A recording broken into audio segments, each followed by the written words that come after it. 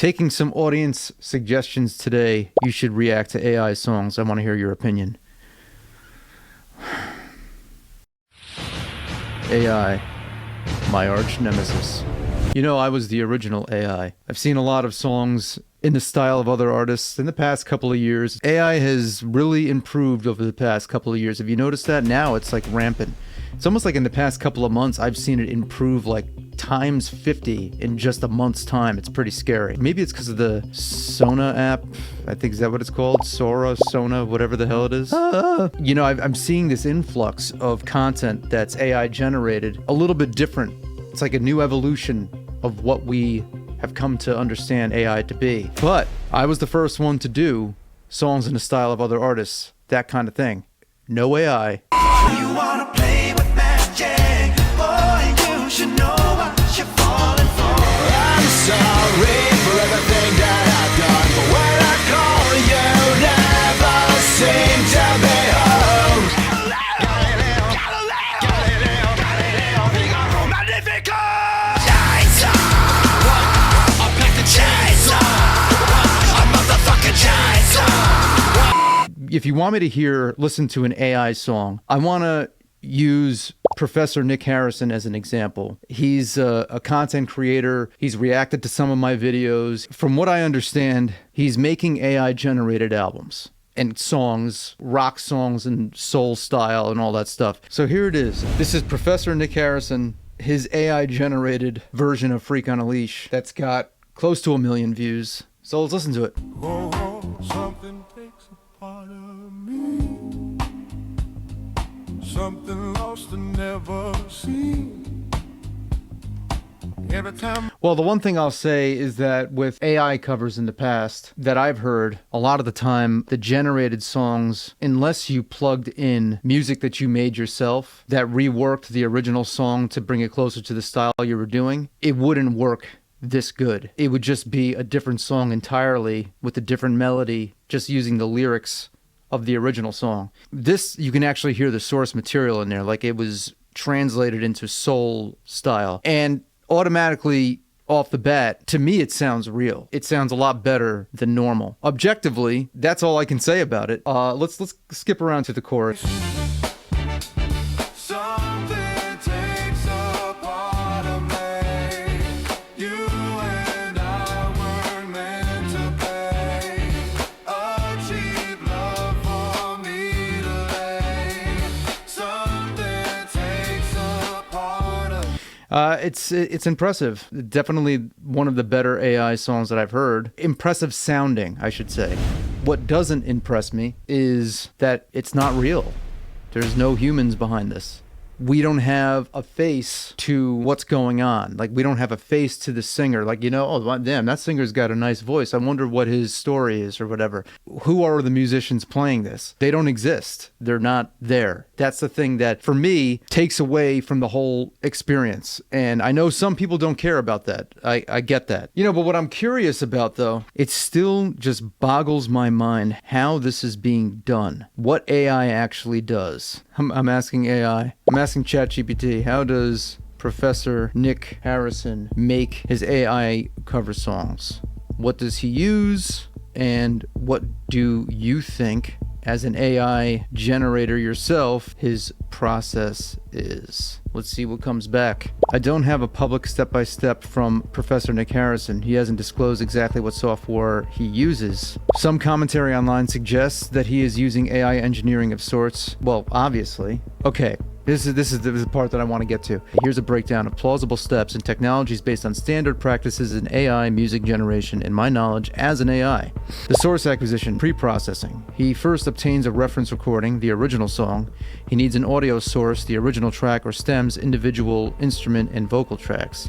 So maybe he'll take the original song stems, which you can find on YouTube. You can do it yourself on Moise's AI. You can do it with AI. Separate a song, stereo mix into stems to have just the drums, just the bass, just the guitar. He might manually produce a new backing track or use AI assistance. Basically what I'm getting from this is not just plugging in, and I haven't talked to him.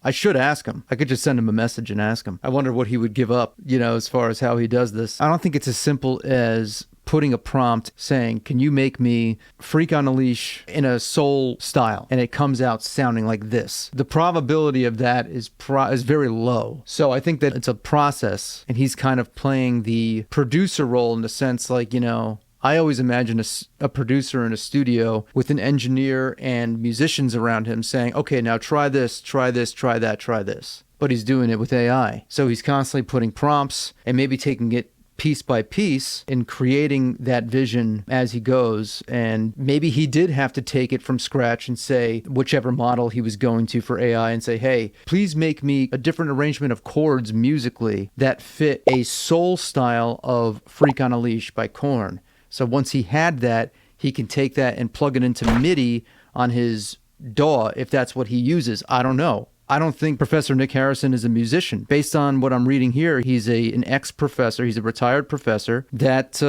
makes content. One of the first videos I saw was just him, you know, jamming out to Down with the Sickness. That's where he went viral. He was in his car just jamming out. I don't think he's a musician, but he's making AI versions of songs. And not only is he's producing them, like, I mean, he's uploading these like every other day. I can't keep up with that. Like, it usually takes me a week to 2 weeks. I get my producer Joey involved. There's a process to it where, for example, Usher, yeah, in the style of Metallica, you know, I have to do a whole brainstorming session with myself or with my producer where I think, okay, well, let's listen to Yeah. Me knowing Metallica as well as I do, what can I imagine myself? I'm using my own brain here. I'm not asking AI. I'm thinking about my own point of reference and what would work. And then immediately my mind goes to Sad But True, Metallica. The file cabinet in my brain starts working the way it should as humans.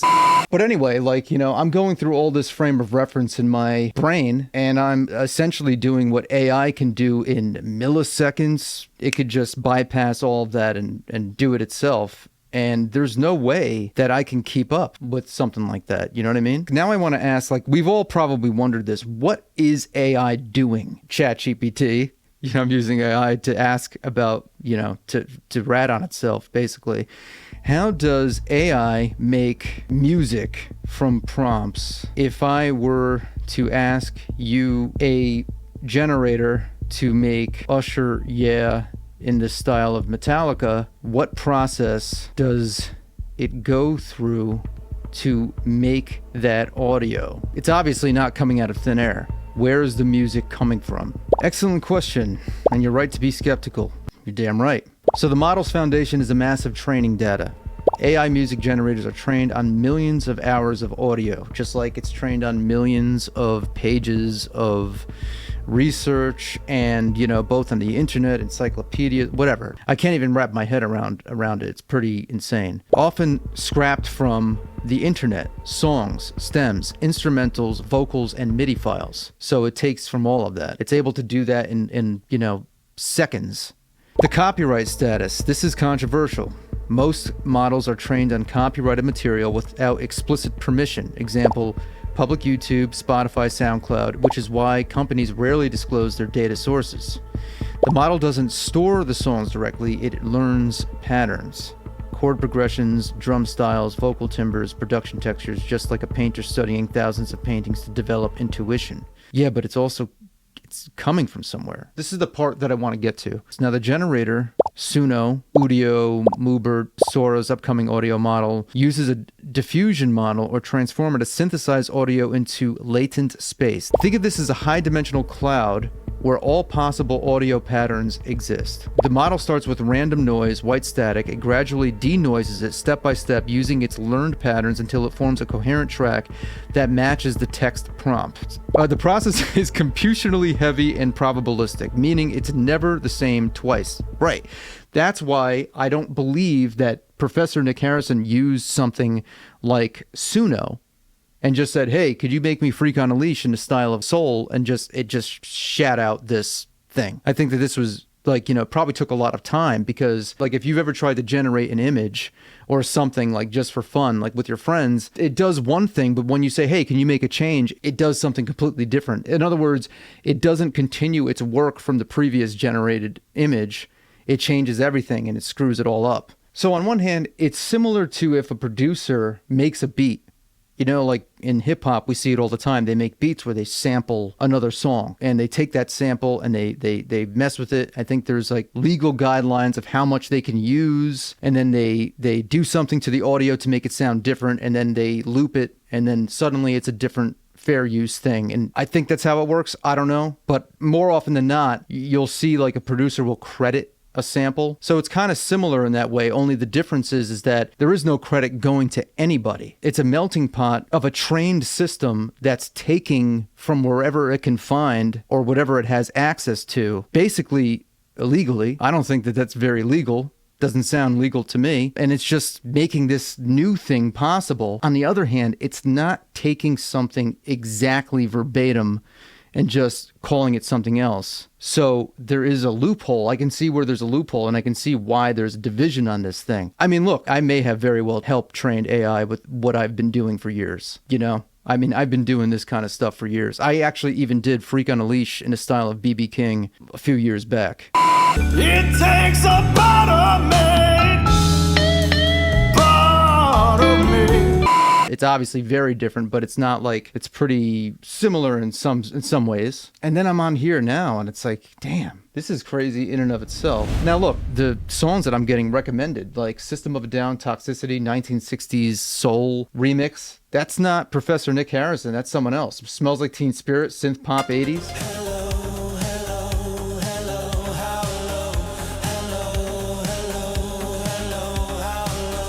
I don't know. Is that AI? It's not labeled AI, but I think it is. I don't know anymore. Aerosmith, Dream On, 1950s jazz. This cover was created as a creative experiment using AI tools, transforming music into different eras and genres just for fun and exploration. I'm not trying to profit, whatever. I really would love someone to run down with me what they're using and how they're doing it. Listen, I know it takes work. If you do something that's done well, here.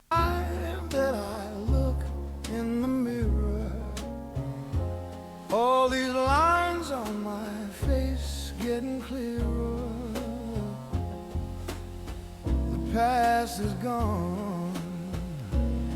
It went by like. It even has that vintage sound in the microphone. Dream on, dream on, dream on.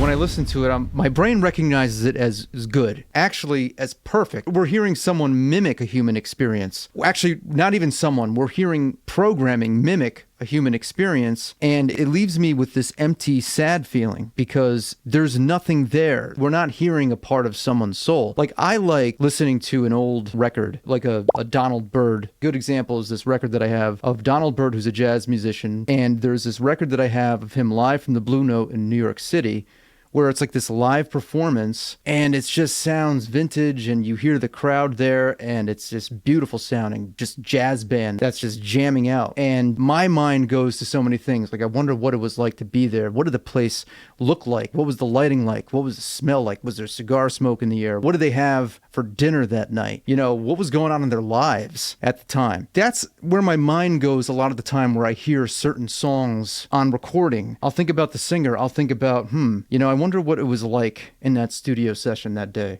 I just saw a video of the making of Slipknot's Iowa, and it was just like, you know, I'm seeing all this behind the scenes stuff of just how crazy the whole process was, and it's just like, damn, we don't realize this, but we feel the stories, we feel all of that life experience in the music, even if it's not in writing, even if it's not in the lyrics exactly, or it's in the energy that's being played. We feel it.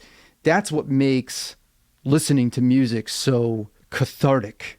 Yeah, that's what makes it's the connection. We're actually listening to someone's life experience, part of their soul. I'm not hearing that. Even if we hear something that sounds almost exactly like that, it's missing something with AI. And I don't know, there's some people who don't give a shit. I've seen people in comments say, like, you know, is there an AI-only radio station where I can just listen to all this stuff? I mean, knock yourself out. If that's what you like, fine. And maybe Me saying this is equivalent when CDs started to become obsolete and everything was just released digitally. And you have these people who are like, you know, I think I'll still buy the physical albums. I'll still buy the physical copies. People still do that. They buy physical CDs. I don't even know what you play them on anymore because cars don't make CD players anymore. But like, is that what I'm turning into? Like the physical CD guy? Like, you know, no thanks. I'll just listen on physical. I don't listen to Spotify. I don't support that new technology.